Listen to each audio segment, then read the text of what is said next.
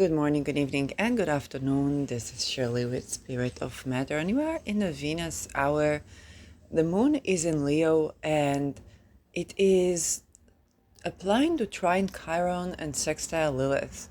So it's very strange to have an opposition between Lilith in Libra and Chiron in Aries, because Chiron in Aries is kind of resolving identity issues, or recovering from being like a war veteran, or issues to do with being able to do things on your own, okay?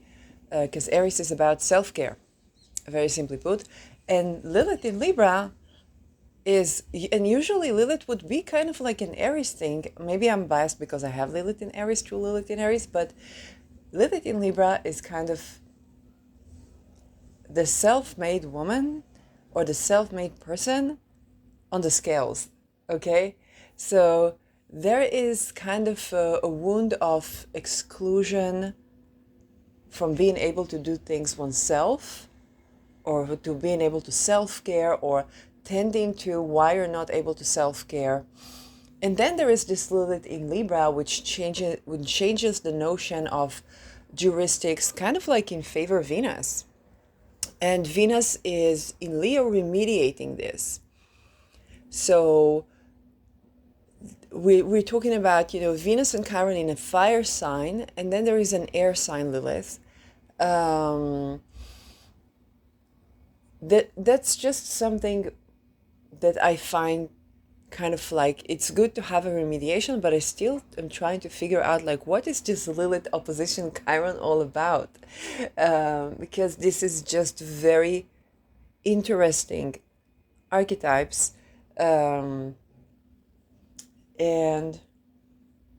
yeah, I think it's growing awareness of the self-made woman, and kind of like the ways that the self-made woman has been dealing with challenges. And then there's the questions like, is it the same challenges that like entrepreneur men deal with, or is it like something different? And kind of like trying to balance the scales.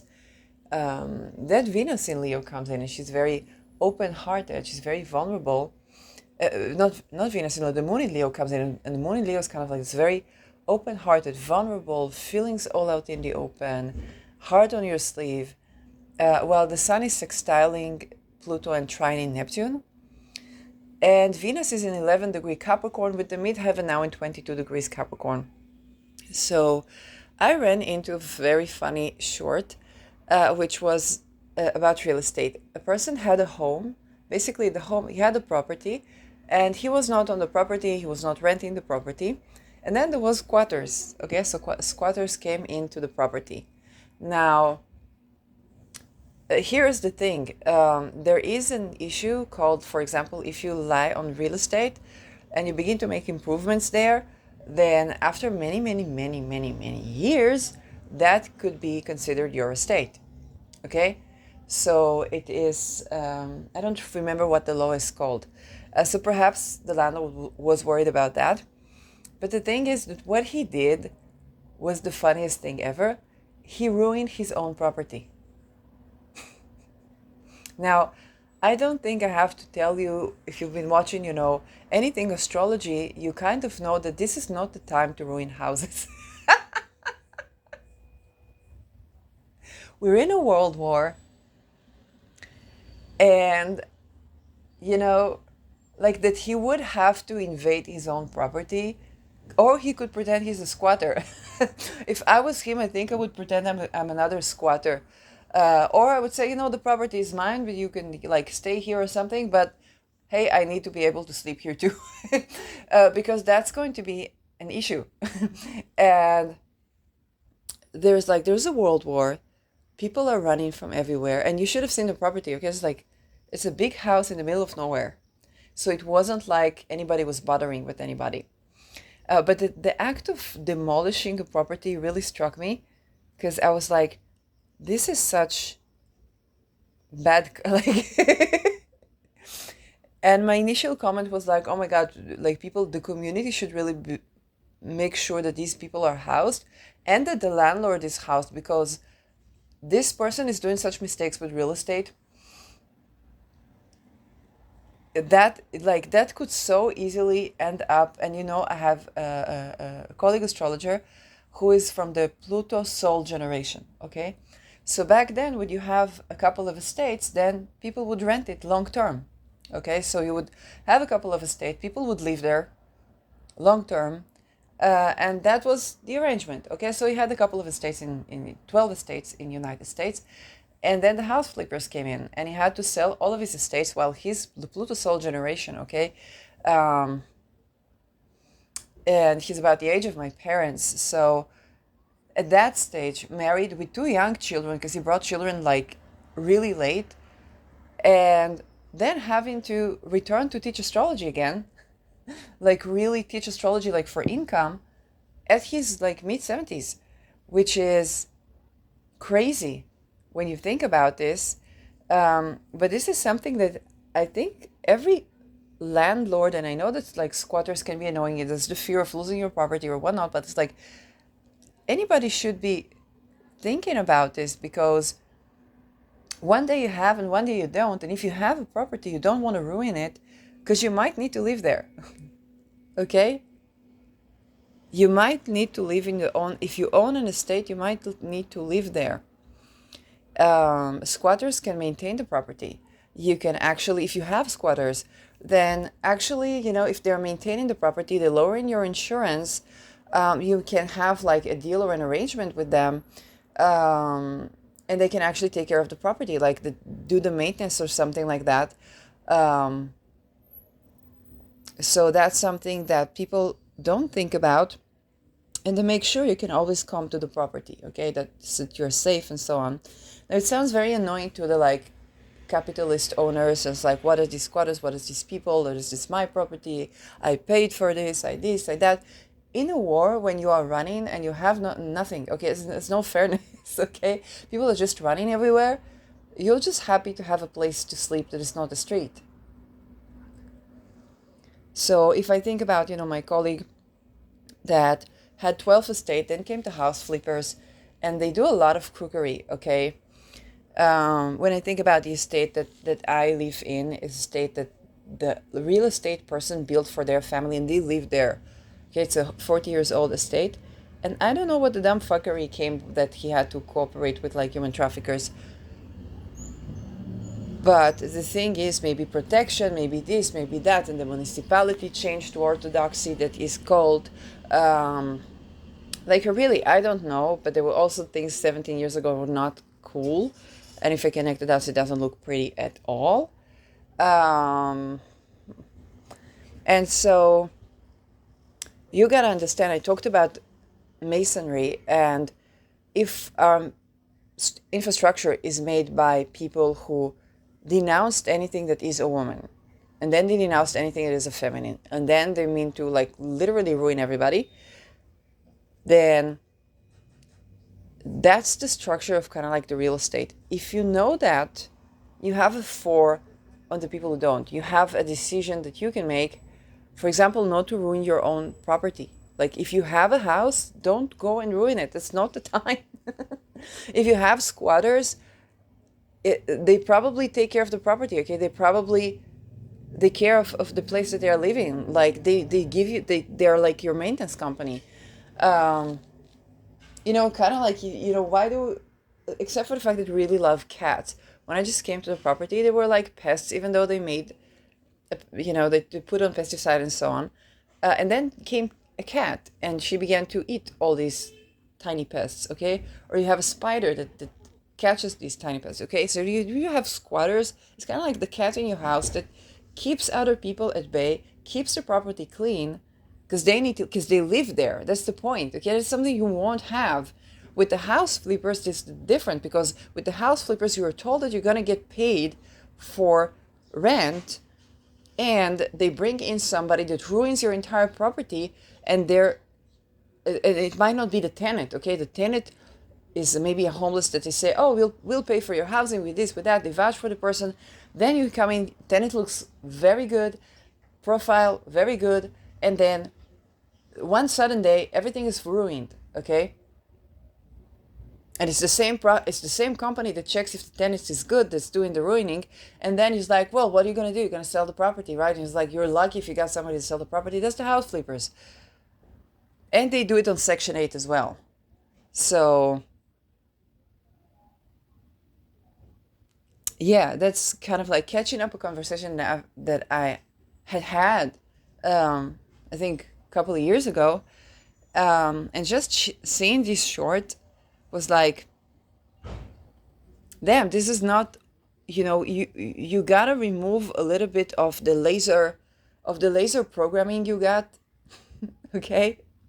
The Maui laser programming you got, the 2030 programming you got, because the people that are going to benefit from ruining cities are not you, and they are not them either. Okay, it's beyond. It's like a giant war of cartels where these people they cannibalize on people. They human trade. They do like rituals that are like really horrid stuff. Like, you really think you can buy a couple of estates during a war and you really buy these stories? Somebody bought a couple of estates during a war, then you became rich.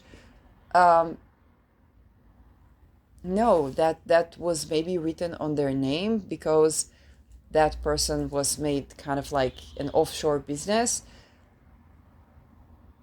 and they might not even have the ability to use the property. Because there's a lot of crime going on when it comes to that.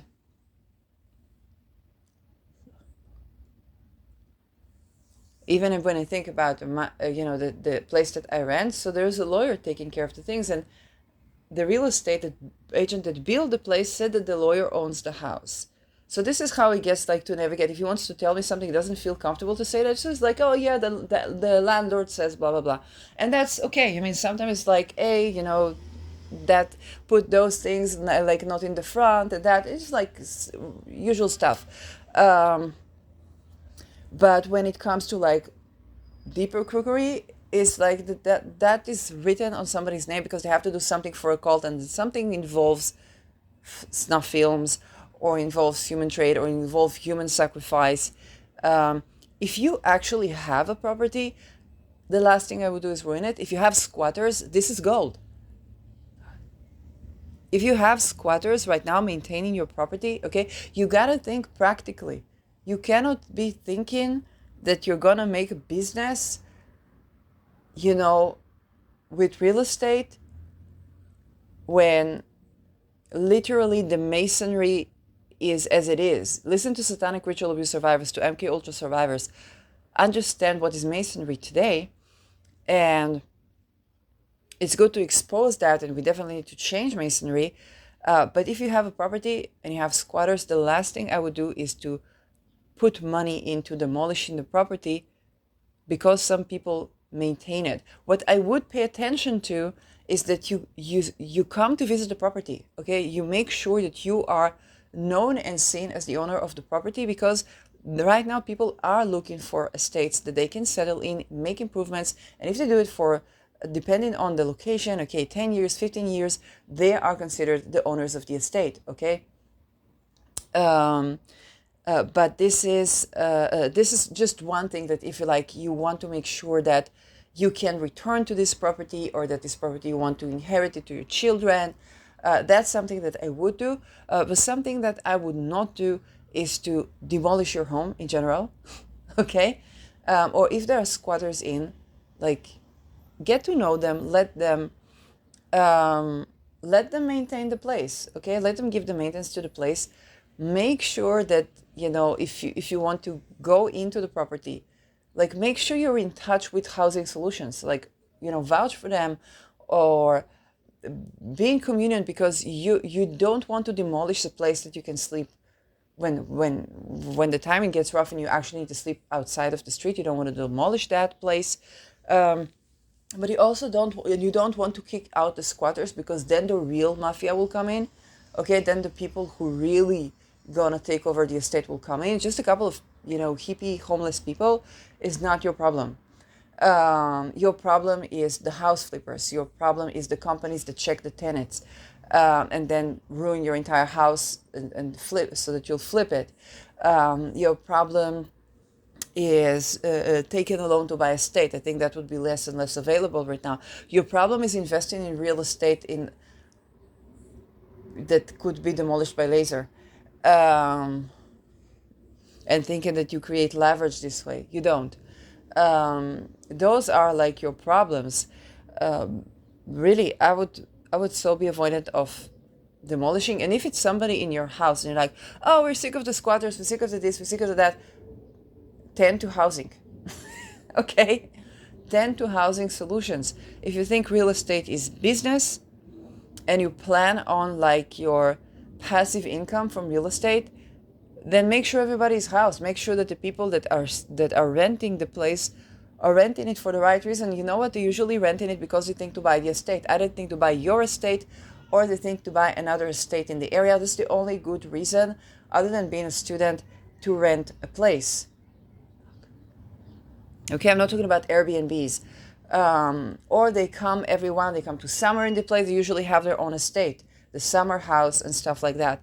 So when people are renting long-term real estate, they either think to buy a house or they think to buy, either to buy your house or they think to buy an estate in the area and want to get to know the area before they invest, the entire money. And in that way, their rent could be accumulated to the first installment, and later the business is running through you. Okay, the deal is running through you.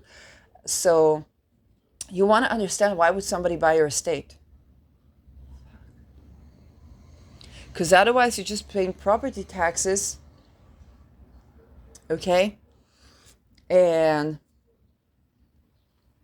that's not something that you can tend to. Now, if you're paying property taxes and you're like, there are squatters, then you can speak to people. So like, hey, I like it that you maintain the property. Could you lend some money in for the property taxes? Because that's something that's on me and I can't afford it. And so on. Now, they will tell you, and rightfully so, hey, this estate was empty until now. And you think that's a ridiculous conversation to have with people? No, it's not, because they know about Maui. You don't. Okay? They know about they know about economy, things that you don't. Do you want to have a conversation with these people because they know about investment more than you? The last thing I would do is to not communicate with these people and come to demolish the property, your own property, okay, which you still pay property taxes for the land.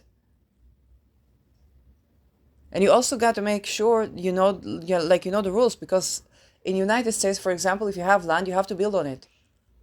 If you demolish your property, okay, you understand, you might have to pay some money, and they decide not to enforce it. But just like you decided to enforce it on the squatters, then the municipality can come in and say, oh, and the squatters can go to municipality. Like if I was a squatter, I would go to municipality. Like if that is my ticket, if your empty estate was my ticket out of human trade, yeah, I would go to the municipality and say, hey, that person demolished the property. They should pay out property taxes or something like that. Okay, I mean, if everybody would do that. Don't fuck people over, okay? If people are homeless, don't fuck them over. Okay, if you got an estate now, you want to make sure that you can come back to the estate. You want to make sure that you're visiting the estate. You want to make sure how much is the years that need to pass before somebody, and that somebody has to live there. It has to be the only place that they live, and they have to make home improvements and maintain the property for, I think, a decade and a half, depending on the region. So you want to make sure there's like that you come to visit the estate. Other than that, think World War, okay? And think about the fact that most of you watching this are not going to, you know what you are dealing with. You're dealing with people that cannibalize on each other. You're dealing with people that do a ritual human sacrifice, that take children and bury children with living children. Like, horrid, listen to Satanic Ritual Abuse Survivors. Do you understand? Those are Masons, okay? That's the thing that you deal with when you talk about gaining money from a crisis. Okay? So if you think I can just buy a couple of estates and I'll be okay and I'll be left alone, well, maybe you can get away with that in some places or areas. I'm not saying you cannot, but I don't know. But I would take into account the fact that sooner or later you might need the estate. Okay? And to be in conversation with locals that see your estate day to day and see the neighborhood day to day, the changing in the neighborhood day to day, is more profitable to you than putting money in demolishing the very estate that you own and then having to pay more taxes on the land, or even having to sell the land, by the way. Like, I don't know what's on with the municipalities. Okay, I really don't know what the real estate and the real estate laws are changing. And when Trump says he's going to take care of housing, you understand he's a businessman. Okay? It's very easy for him to say solution for the housing. Anybody demolish their property because of squatters, he's going to have to sell the land, or the country confiscates the land. Okay, now he has the land. It's not a housing solution, but you're not going to make money either. Okay? So that's just something to think about. And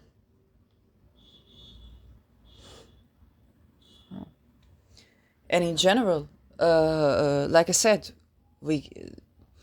the way marginalized people in society are treated is the way society is treated. It's an old law. It works in every tribe, in every society, in every village, okay, in every place. And I think a part of the Lilith opposing Aries is the question of the marginalized, okay, kind of like the woman that escaped violence versus the marginalized immigrant, okay? So both need rights, but hey, if the immigrant is still in the cultures, like he raped his own village and then he got out, or he sold some people to human trade and then he made money and then he got out and now he's a refugee, then you know that's gonna come up, okay?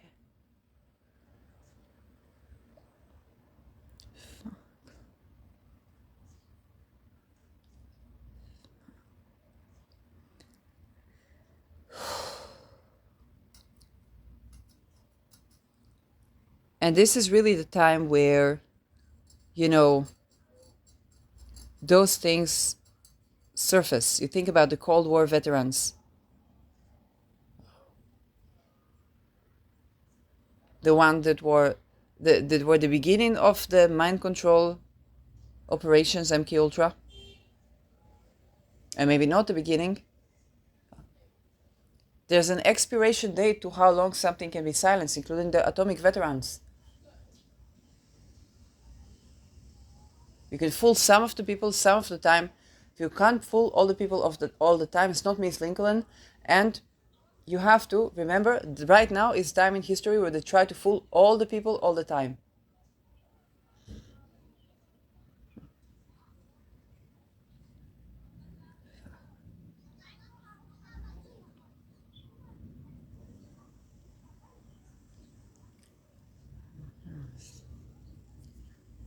And this is also the time where eclipse by eclipse by eclipse by eclipse by eclipse, the dumb fuckery is exposed.